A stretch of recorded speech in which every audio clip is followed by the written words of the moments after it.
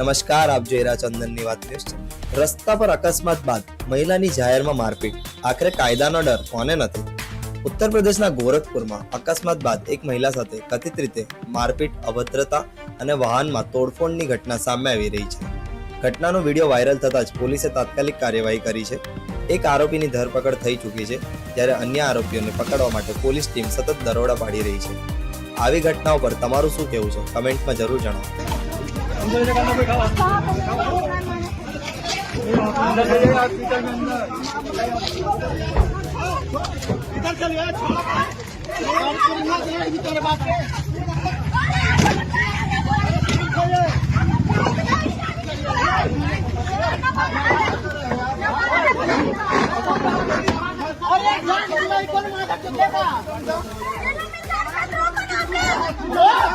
हम भी चलते हैं।